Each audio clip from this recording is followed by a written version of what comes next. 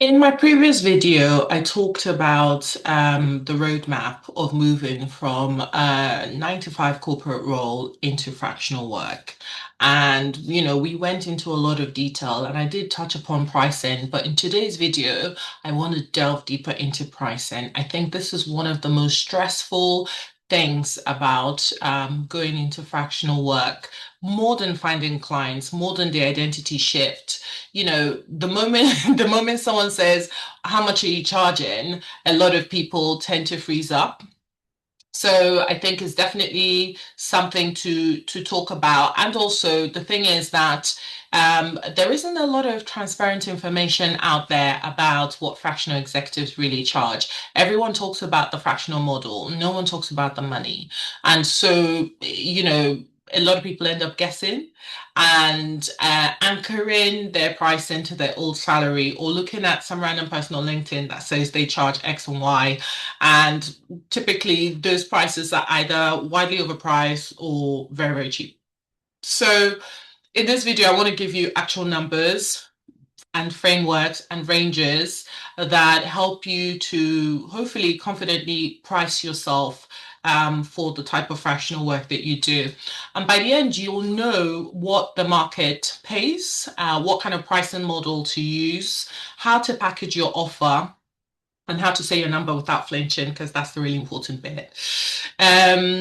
So that's what we're going to cover in today's video. I was lucky in that I secured the first fractional client that I pitched. I was very confident about my pricing and I was very clear on my value. I would say that where I could have done better was in being tight about defining my scope and being clear about what needed to happen for the scope to change. Because naturally, if the scope shifts, so should the pricing, right? So I'd say that that's the thing that I didn't do really well. So I think both things go hand in hand, which is properly defining the scope of your fractional work, but also being able to properly price it. Let's first of all look at the 5 pricing mistakes that will cost you if you're not careful. We talked about this in my previous video a little bit, but I want to re-emphasize it here again, which is dividing your salary by hours. I think if you're just kind of looking at your base salary and dividing it by the number of hours you did to find your rate, then I think you're missing out on the opportunity to incorporate your pension, your bonuses, your health insurance, paid vacation, paid sick days, office space, office equipment, IT and HR support, finance, etc. So, someone else paying for your national insurance, your payroll taxes, all of those things. So for most people, the true cost of each employee to the employer is probably 1.5 times to 2 times their base salary. And so as a fractional partner, fractional executive, you're covering all of those costs yourself. The other mistake I see people making is selling their services based on number of hours rather than on the outcome. The moment you quote an hourly rate, you've turned yourself into a commodity, and the client might start thinking, well, can I get someone for cheaper?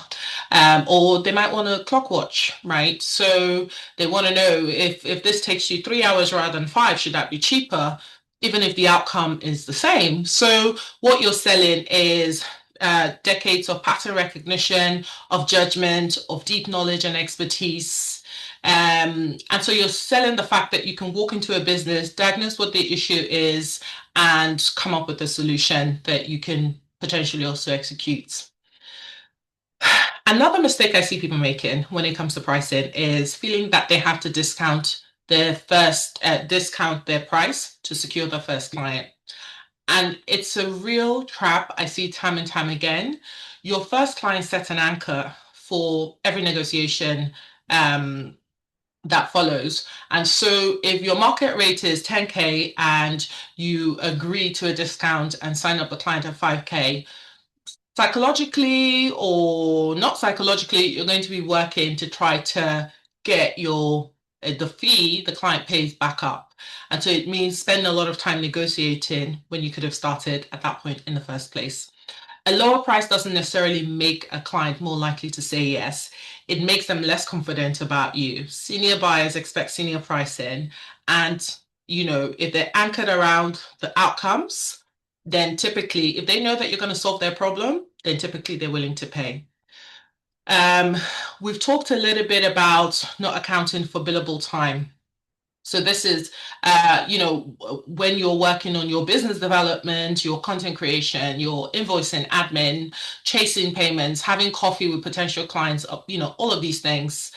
And so if your price is based on 100%, utilization, 100% of your time actually doing the fractional work, then you're underpricing, right? Because you need to factor in for the 20-30% of your time that you're spending doing all of those non-billable things. The last thing I'd say mistake people make when it comes to pricing is being afraid to lose a deal, which is why in my previous video I talked about the 9 to 12 month financial runway. Um, you want to be operating from a place of strength. And this one is highly emotional for a lot of people. When you're new to fractional work, each client feels like your last opportunity. And so you negotiate against yourself even before the client has properly pushed back or a little pushback and you kind of crumble.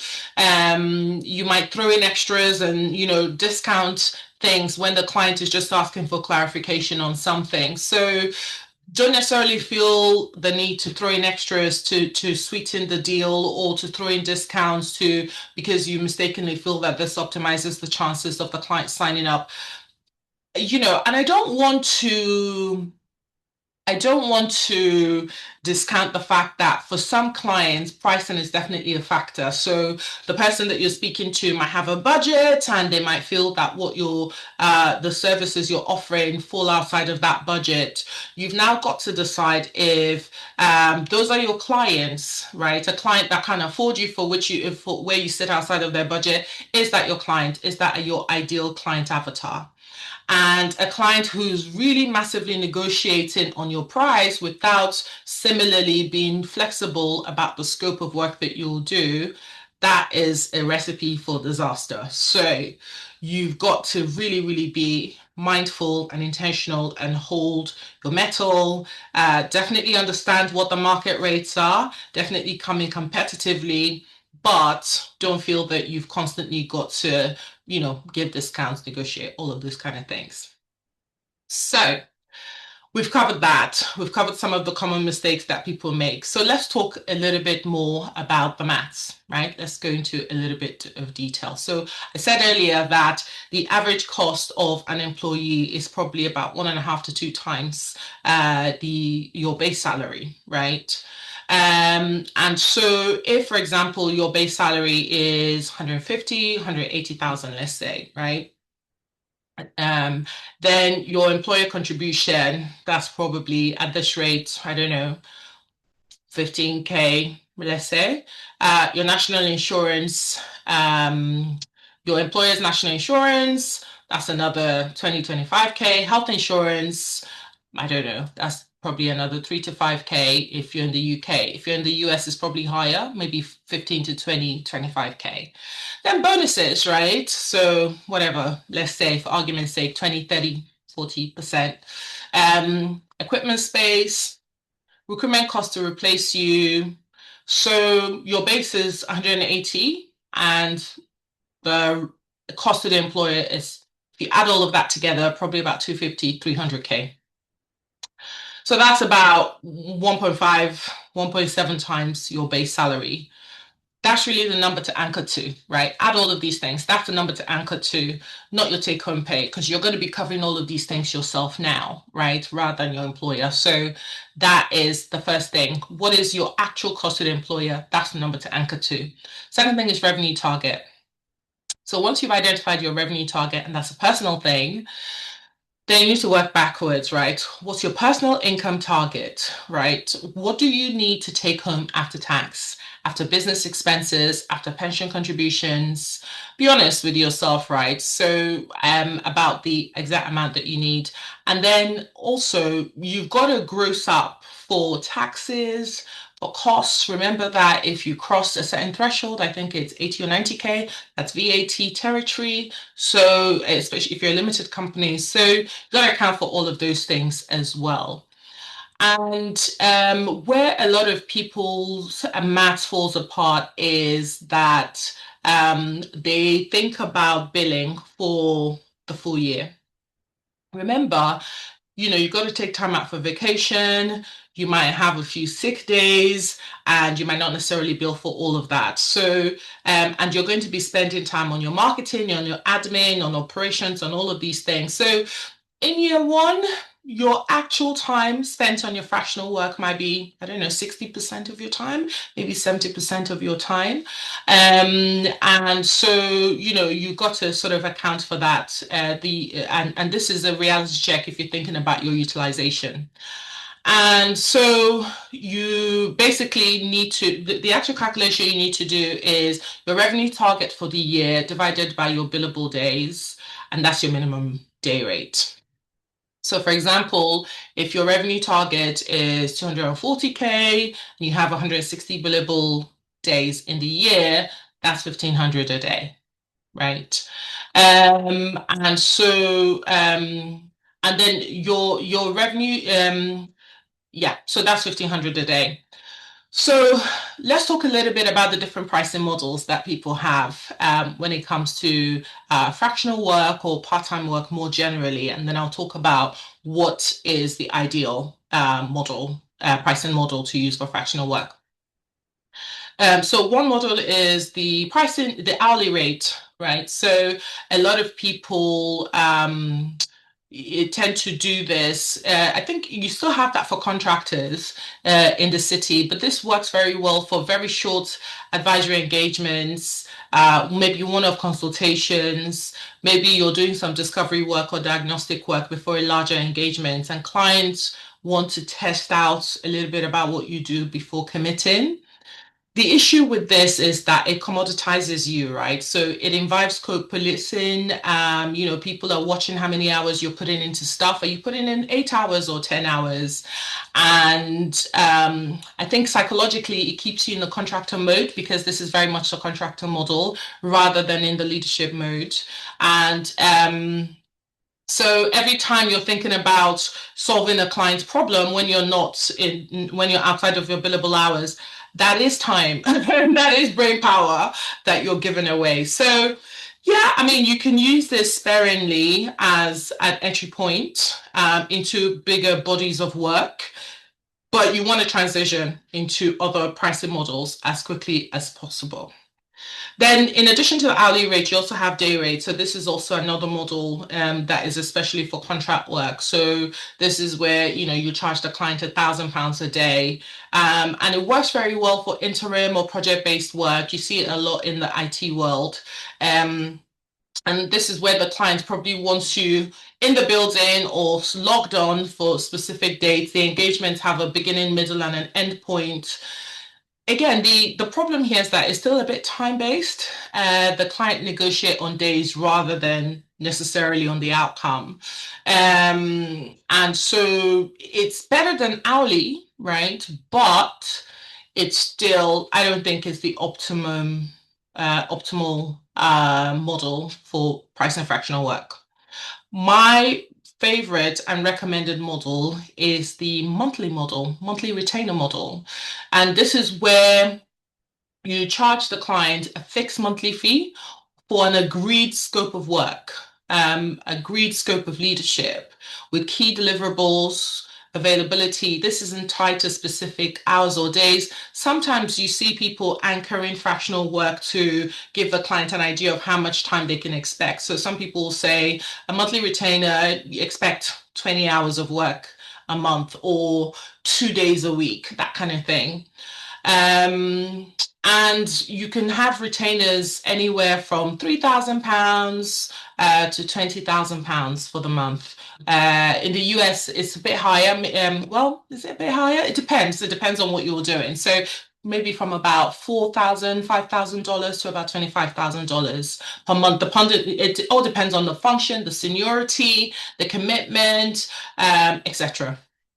So Remember, if you watch my previous video, I talked about having three tiers of services and three pricing tiers as a result of having three tiers of services. So if you're working at the advisory level, which is tier one, then you can maybe price your retainer at 3 to 5 thousand. So this is where you're just sort of providing maybe monthly strategic sessions or asynchronous support to your clients.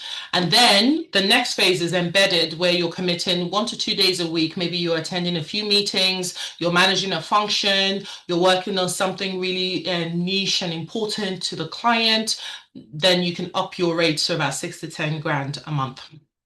And then if you're doing full fractional C-suite work, so essentially the exec on a part-time basis, and you have deep operational involvement, then that's usually somewhere between 10 to 20,000 pounds. Now, bear in mind that this very much depends on your expertise, on your sector, etc. So you might have deep domain knowledge in a particular expertise and not necessarily be a C-suite executive, but your value on the market is in the 15 to 20K range. So just bear in mind that these are rough guides, and that they'll, as with most things, there'll always be outliers that where somebody has a different range depending on the kind of services that they're offering.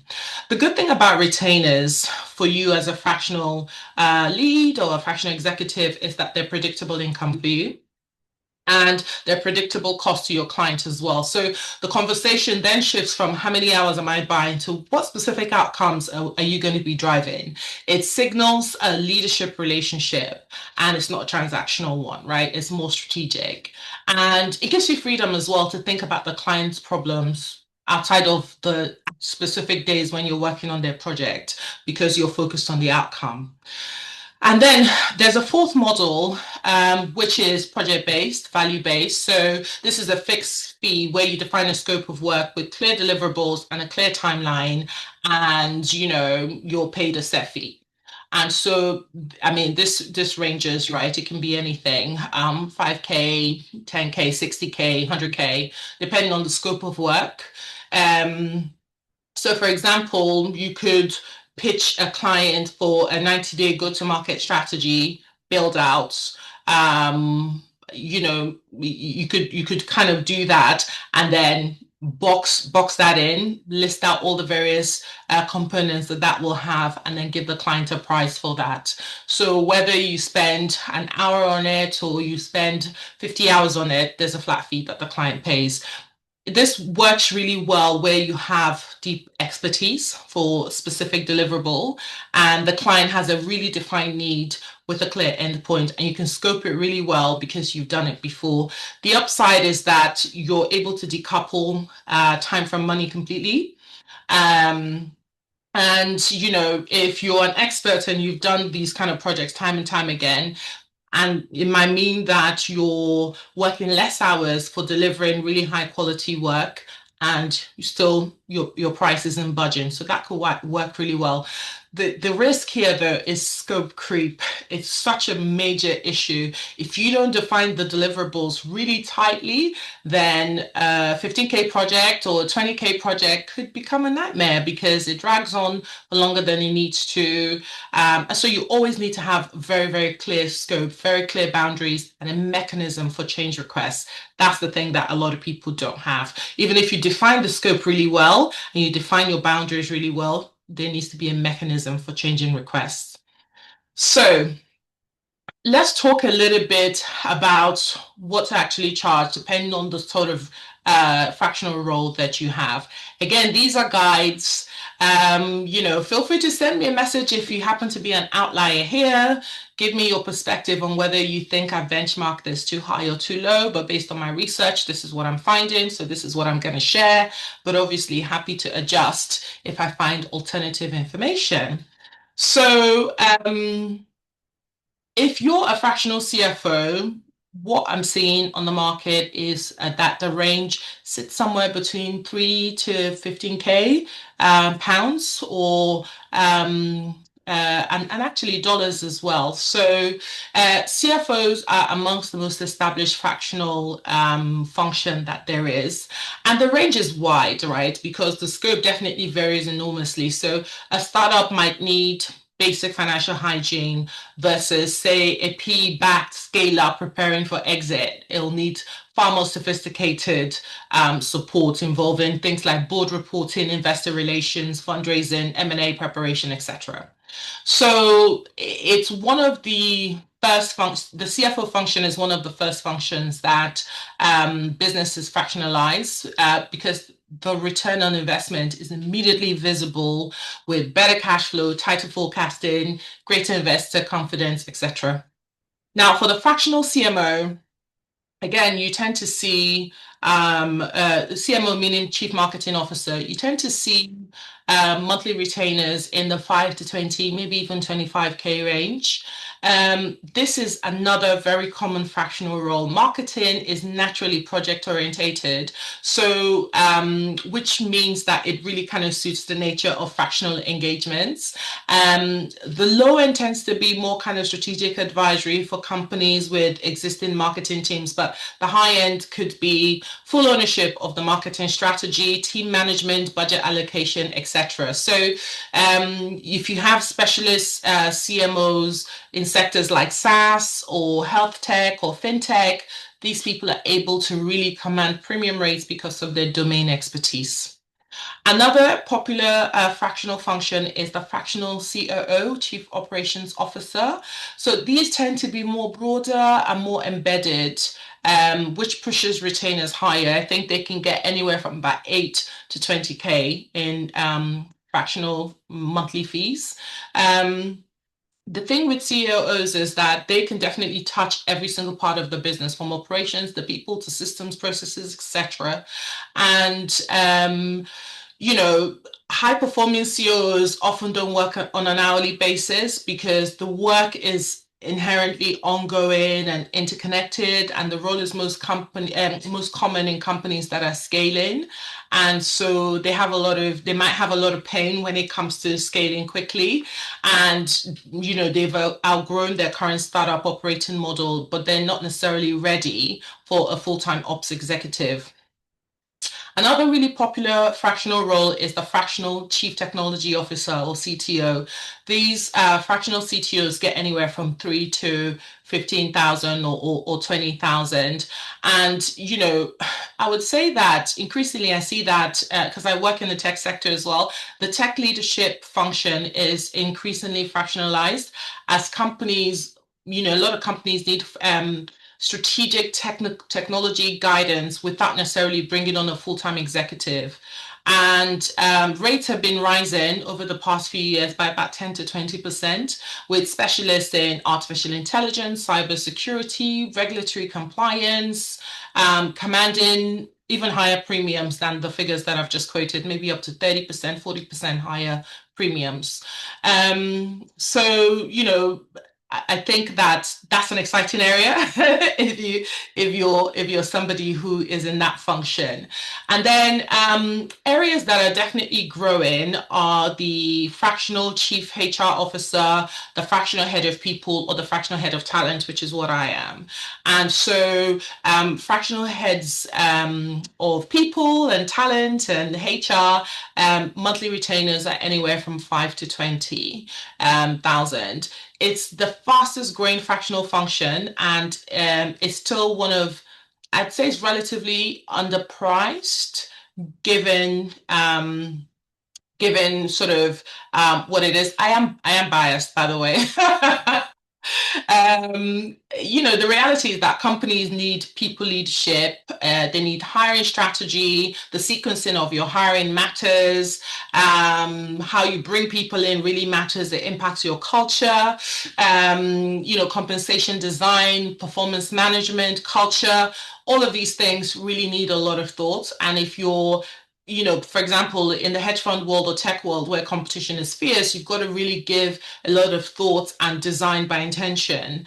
A lot of people don't necessarily realize that they can get these services fractionally. So if you're in this space, part of the sales conversation is about educating the market that this role does exist in fractional form, and the companies that get it, like startups, PE portfolio companies, specifically AI startups, they'll pay very well because they understand the return on investment in making better hiring decisions, and that it really anchors the firm to be able to go on to kind of achieve the rest of their strategic goals. So, with all of these kind of areas that I've talked about, let's talk a little bit about what actually drives your value to the top of the range. One is really deep sector specialization. So this isn't just about, for example, knowing marketing as a CMO. This is about knowing marketing specifically for B2B fintech, right? So really specific domain knowledge. You've got to have a track record, and ideally have it within brand name companies, or name brand companies in your industries, so that your prospective clients can attribute the sort of work you're going to do with the sort of companies that you've come from. If you have niche expertise that is really scarce to find, so maybe within AI or international expansion, whatever, right? So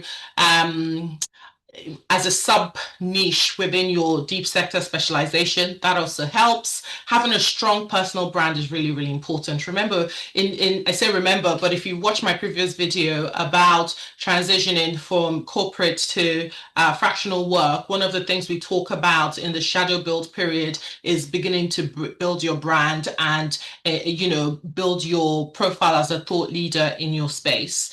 That definitely helps drive you to the top of the range. If you're somebody who's able to work across both strategy and execution, so you're not just there to advise the client, but you're actually responsible for the delivery as well, that helps to drive up your price to the top of the range. And if you've experienced the sort of challenges that companies in your sector typically experience. So I don't know, it might be mergers, M&A or hypergrowth, etc. Then that works really, really well in driving your value up. So yeah, I mean, I know I've given fairly broad ranges here, and a lot of what will influence it is the market sector you're in, the type of fractional leader you are, the type of experience you have, where you're based. The US tends to do quite well when it comes to comp overall, relative to the rest of the world. So yeah, you can't necessarily pluck numbers from thin air. Obviously, do your due diligence, be mindful of your sector, the type of fractional leader, your geography, all of those things, because they tend to impact your pricing. So I want to delve deeper now into that three-tier framework I mentioned. A lot of fractional executives tend to show up with a single offer and say, hey, here's my rate, or I'll work with you for X number of days for X, Y rate. I think you can think of it as a restaurant with just one item on the menu. By the way, slight detour, I went to a restaurant in New York that just serves steak, onion rings and chips, and that's it. There's nothing else on the menu. So unless you're very, very well known for that, and they're very well known, you can't make reservations, but there's a queue around the block.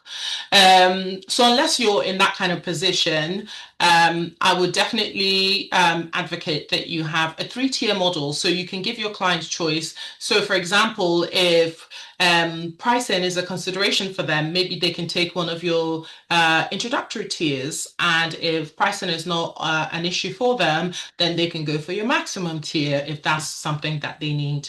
I think it works out more professional, and oftentimes you'll find that most clients will pick the middle tier. Maybe the starting tier is a bit too low of an entry point for them in terms of the outcomes that they want. And so they'll pick the middle tier. So make sure that you make that really attractive. So we talked a little bit about the first tier being advisory. This is the light touch. This is monthly or bi-monthly strategy sessions, asynchronous access to you for questions and decisions. You're a sounding board, right? So you're not necessarily embedded in the company's day-to-day. This is really great for companies that already have an internal team for the function that you're serving as a fractional lead to. And so they just need senior external guidance. And It's also a good way to as an entry point into a company. So that should be at the sort of bottom end of your pricing range. Then we talked a little bit about the embedded leadership offering, which is your middle tier. This is the operator layer, and this is I would say your core fractional offering, because you expect a majority of your clients to sign up for this offering. So you might attend some meetings, you manage a function or work stream, you make decisions where you're accountable for the outcomes. You kind of work with a client maybe a couple of days a week, but you're framing your outcome by you're framing your work by the outcome, not necessarily the days, and you have a very clear scope of work. So this is really great for scale ups, growth stage companies that need a real leader and not just advice. And you can kind of price this at the middle tier of your pricing range. So if your pricing range is from 5 to 20K, you might start off the advisory at 5 to 7K. You might have this embedded leadership be between 7 to 12K, for example, or 7 to 15K. And then you have the full fractional executive. This is, the most comprehensive engagement. You're essentially the C-suite exec, operating on a part-time basis. You might have deep operational involvement, team leadership, board or investor interaction, strategic ownership, or really, really deep expertise in a particular market area. Again, a couple of days a week. It could be more than a couple or less. This is really good for companies that need your capabilities, but don't necessarily want to hire a full-time person yet or can't hire a full-time person yet. So this is often a bridge to a more permanent hire.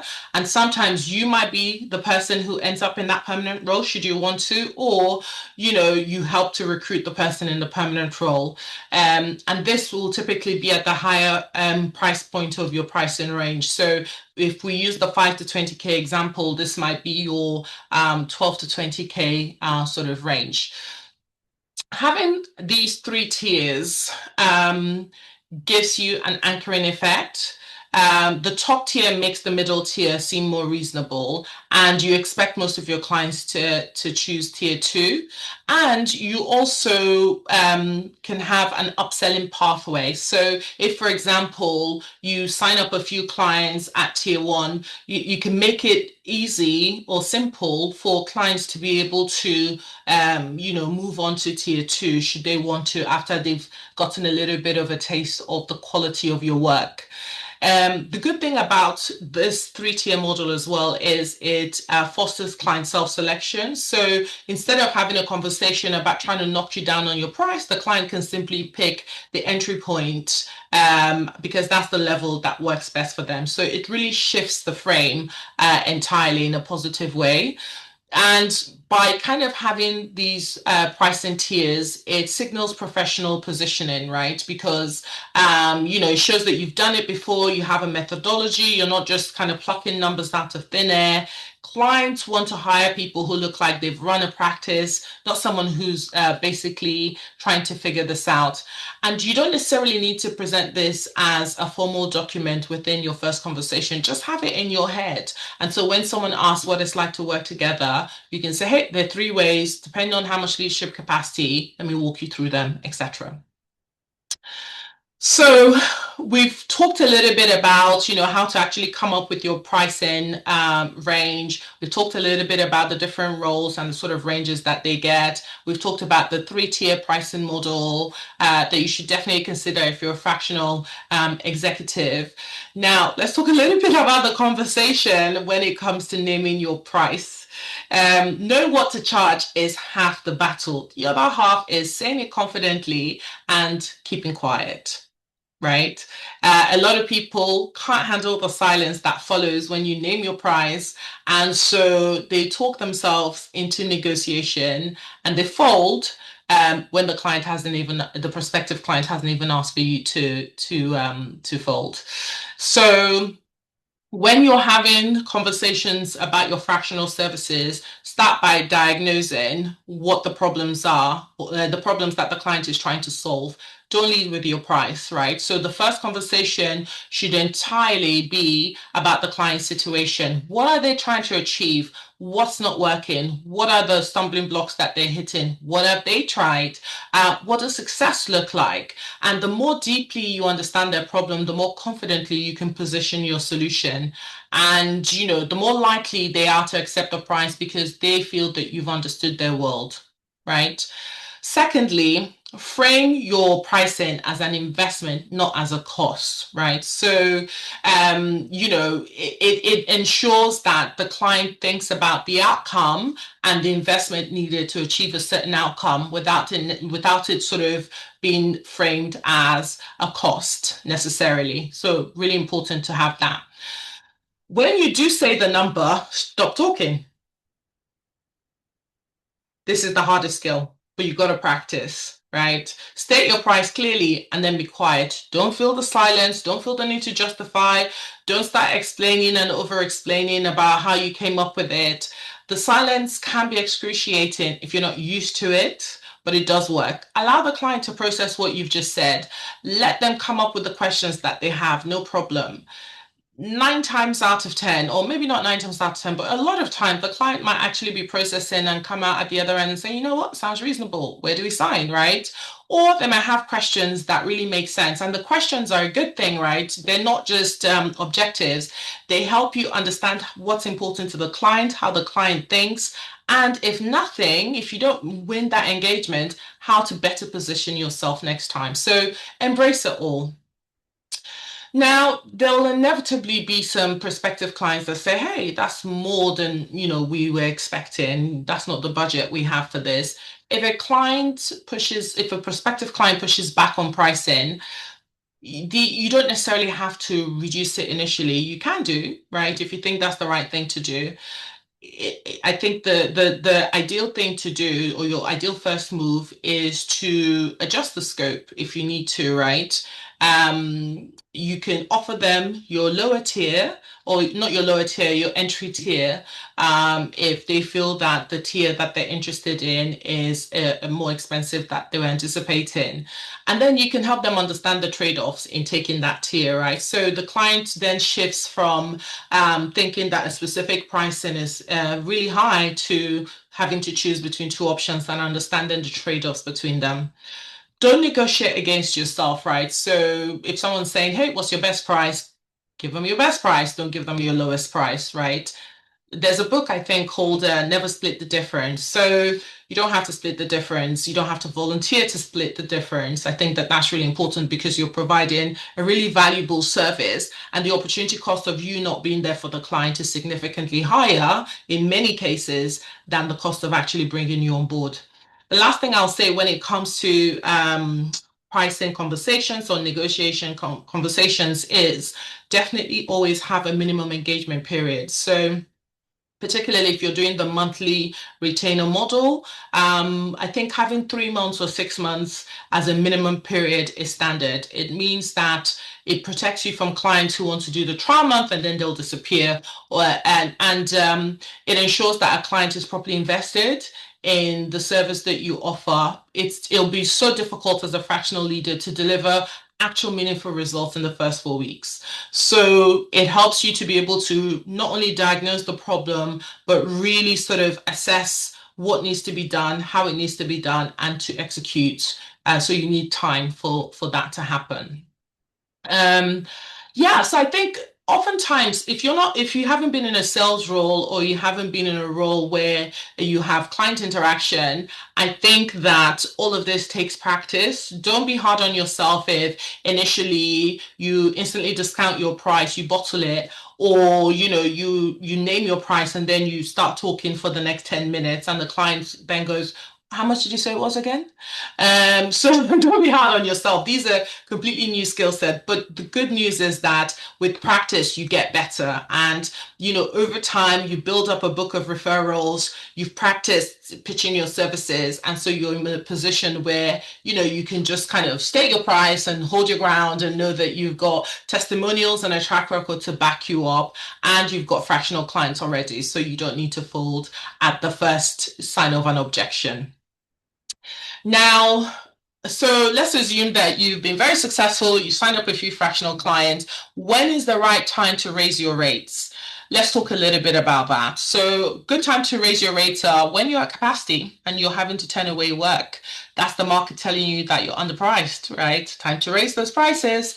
When you've built a body of work and the case studies justify your premium pricing. Yeah, people love when you have testimonials, a good, good body of work, you can raise your pricing. If I think that you've also got to account for inflation. So from on a year-to-year basis, think about increasing your prices at least in line with inflation. If you move into higher value specialisms or niche areas, increase your pricing. Um, and then you might want to also increase your pricing with new clients initially, and then keep existing clients where they are. But when you renew your contract or when you have that conversation, then you can increase it. But it doesn't always make sense to increase your rates though. So let's talk about when it makes sense to hold tight on your rates. So if you're entering a new function or sector, you don't yet have a track record, when the engagement is strategically valuable beyond the money. So maybe it's a flagship brand, maybe it's a great case study, a referral goldmine, maybe it's work that you've been dying to get your hands on, then maybe you want to hold firm with your rates. If it's a long-term retainer with a dream client who pays on time, easy to work with, where there's value beyond the numbers, then you might want to kind of hold tight on your existing price. So, the best way to think about this is that not that every single client has to be at every, the same rate across the board. The beauty of fractional work is that you think about your income from a portfolio perspective. So it might be that you have one client as your middle tier, you have one client as your top tier, you have two or three clients at your intro tier, and all of that together nets you, I don't know, 30K a month, right? Or whatever, 360K per month, per year. So that's the portfolio approach. Not every client needs to be at your top end or your middle tier. Not every client needs to be premium, but your averages need to work out. And you need to be clear on the scope, clear on how much time you're spending with each client so that it all makes sense for you and also for your client. So let's recap a little bit about what we've talked about in this video. Don't divide your salary by hours. Calculate your true revenue target. Think about the fractional related stuff that you'll be doing around business development, etc. Think about things like your pension, insurance, etc., that you've not calculated in your base, or add all of that in to come up with your pricing structure. Move to retainers, monthly retainers or quarterly retainers as fast as you can. There might be some instances where hourly and daily rates are all you can negotiate, but use those as stepping stones. The faster you can move to monthly or quarterly retainers, the better. I'm an advocate for building a three-tier offer. It just makes conversations easier because clients can self-select and decide where to go in on rather than trying to knock you down on your overall pricing. Remember, when you say the number, stop talking, right? Confidence is contagious. So stop talking, be confident in what it is you offer and your approach. Your pricing is a signal. So what you charge tells people what you're worth. And so you've got to be sure that the signal is the right signal, right? Fantastic. So if this was helpful, definitely subscribe and like the video. It pushes it out to more people. As you can see, I'm building a series on how to build a fractional practice because I think that I'm excited by this because I think that this is something that a lot of experienced people can do but don't realize that they can do. And I sometimes are intimidated by some of the bits we've talked about around pricing and marketing themselves, etc. So I think it's very important to kind of share what I'm seeing in the market and what I'm learning in the market as well. I'll be talking in subsequent videos about how to land your first fractional client. But if you're navigating a career transition right now, whether it's to a full-time role, to entrepreneurship, to fractional work. I talk a lot about career reinvention for mid-career professionals on my podcast, the Adapted Ambitions podcast. You can listen here on YouTube or wherever you listen to podcasts. I talk a lot about practical strategies that you can use to be successful in your transition. So yeah, that's it really. I think that pricing is really important. It's something that you need to take charge of as a fractional leader. If you can get it right, then everything else falls into place. Your clients get the expertise they need. You get the income you deserve. You get the flexibility and lifestyle that you want to, because you manage your boundaries and scope creep. You get the lifestyle that you want. You get the variety and autonomy that you desire. If you get it wrong, then you'll spend a long time digging yourself out of the hole that you're in. So it's important to really get it right and to do it seriously and to do the maths and to really know what you're worth. Thank you so much for listening, and I will see you on the next video.